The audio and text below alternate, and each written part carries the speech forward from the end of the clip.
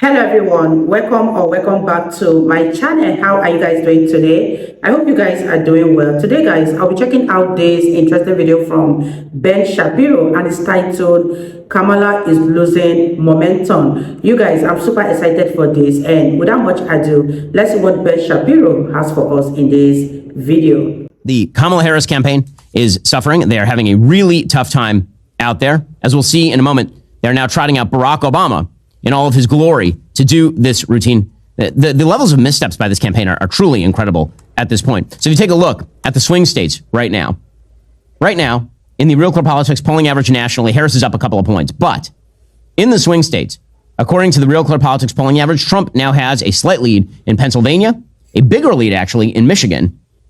He leads in Arizona, he leads in North Carolina, he leads in Georgia. And now remember, all he has to do is win North Carolina, Georgia, Arizona, which he's going to win all three of those. And then he has to pick off one of the blue wall states.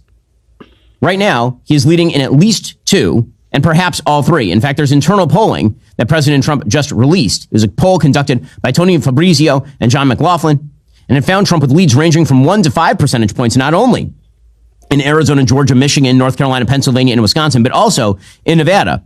According to that internal polling, Trump is leading by 3% in Arizona. He's leading by 5% in Georgia. He's leading by 1 in Michigan. He's leading by 3 in Nevada, 1 in North Carolina, 1 in Pennsylvania, 1 in Wisconsin. Now, again, these are all within margin of error. It's still a very close election, but it is very obvious that the momentum is with the Republicans at this point.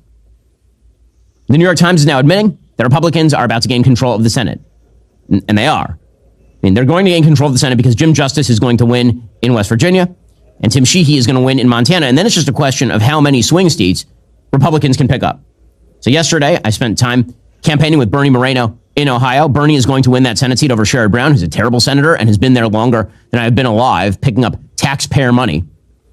Bernie's a terrific candidate. He's going to win over there. That's going to make 52 for the Republicans. Last week, I was out campaigning in Wisconsin with Eric Hovde. He's going to defeat Tammy Baldwin, I believe, in that race.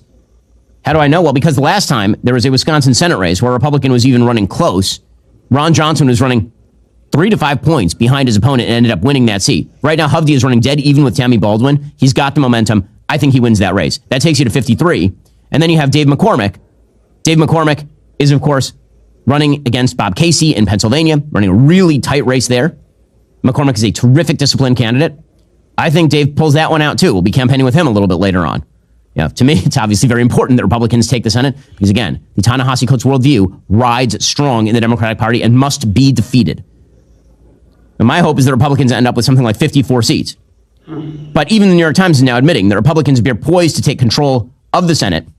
And the latest polling from the New York Times and Siena College shows Republicans leading by 4 in Texas, that's Cruz over Allred, by 8 in Montana, where Sheehy is blowing out John Tester.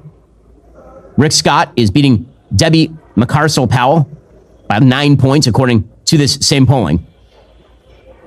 So it looks very much as though Republicans are in control in the Senate races. There is one race that's sort of weird, and that is the re-election bid of Senator Deb Fischer, Republican of Nebraska. She's running against an independent named Dan Osborne, and that one is looking a little tighter than it probably should. But Democrats certainly do not have the momentum at this point in time, and they're basically admitting it. According to Politico, Democrats are deploying prominent black surrogates to Michigan to deliver an urgent plea. Black men, we need you. Imagine. This is one of the reasons why people like Barack Obama are going back out on the trail. Black turnout for Kamala Harris is not nearly what it was for Barack Obama, for a wide variety of reasons, including the fact that Kamala Harris is running a really anti-male campaign. Black males in particular are not warm to it. Yeah. They see her as what she is, an upper crust coastal elite who has no connection to their lives or their problems. They are correct in this assessment, by the way. Yeah.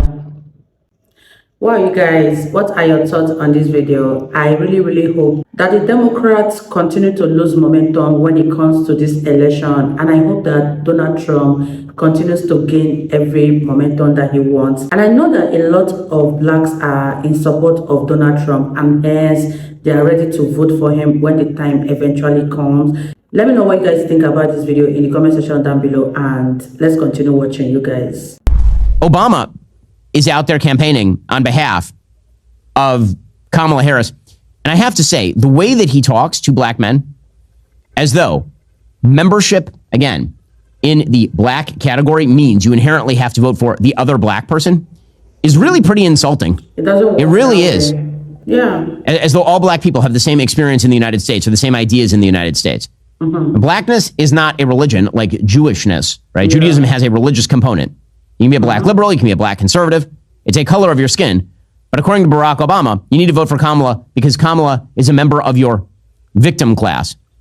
That's We good. have not yet seen the same kinds of energy and turnout in all quarters of our neighborhoods and communities as we saw when I was running. Now, I also want to say that that seems to be more pronounced with the brothers.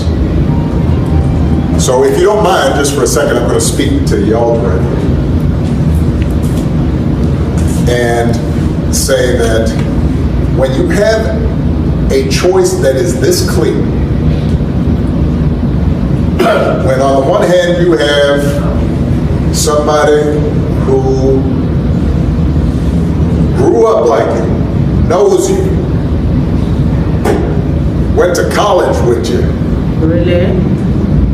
understands the struggles Is that a criteria? and pain and joy that comes from those experiences. Wow. Notice that at no point does he actually make an argument that she's going to make your life better or be a good president of the United States. He simply says she's a member of your victim class. If Yeah. she's a member of your victim class, you better get out there and vote for a member of your victim class. This is why I say Ta-Nehisi Coates, Barack Obama, separated by some of their lingo, not particularly separated in terms of their worldview. It turns out that's really off-putting. People don't like it very much. It also turns out that, you know what's off-putting? The absolute disdain that members of the upper echelon of the Democratic Party have for normies. It really is an amazing thing. They're running a campaign where they need to win a blue wall state. All three of these states are blue collar. All three of these states have probably a higher than average number of, say, Catholics. That's true certainly for Wisconsin, Michigan, and Pennsylvania.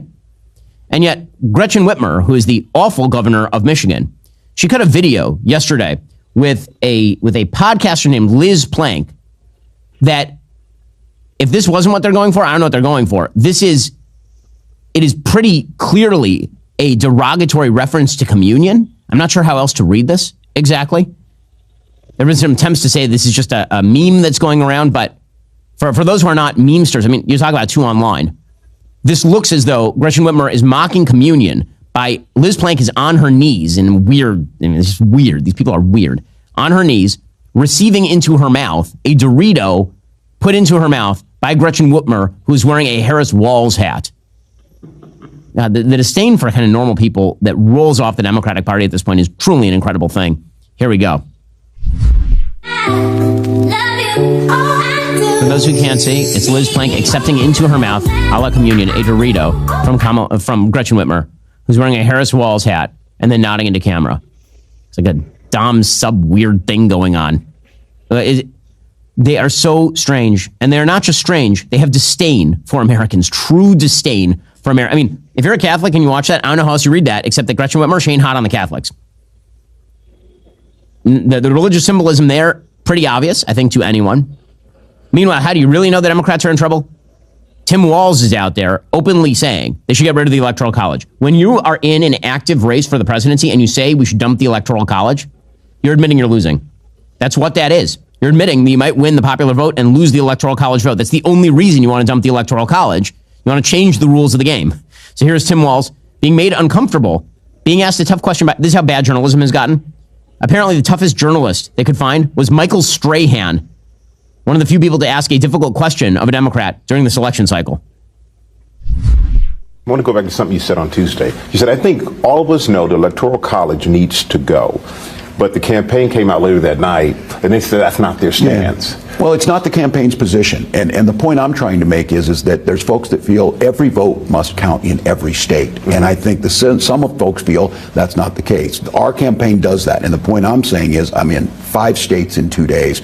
We're out there making the case that the campaign's position is clear, that that's not their position. Their position and my position is to make sure that everybody understands their vote, no matter what state they're in, matters. So that's something that you and Vice President Harris disagree on? I have spoken about it in the past, that she's been very clear on this, and the campaign, and my position is the campaign's position. Yeah, so there he is trying to walk it back. Well, he is a numbskull, as he has declared. Wow, you guys, that was such an interesting one, and I don't even know what to say about this whole US election. But one thing I just want to add is that being black doesn't make black people vote for you. And the fact that Kamala Harris keeps insisting that she's a black woman still baffles me every single time. Because right now, I don't know how many black people that will be willing to vote for Kamala Harris. With everything that is going on with the Democrats, I don't know how far she can go trusting that the black people will vote for her. But let me know what you guys think about this video in the comment section down below. I really enjoyed every minute of it, and I believe you guys also enjoyed watching. And I will see you all in my next video. Bye, guys.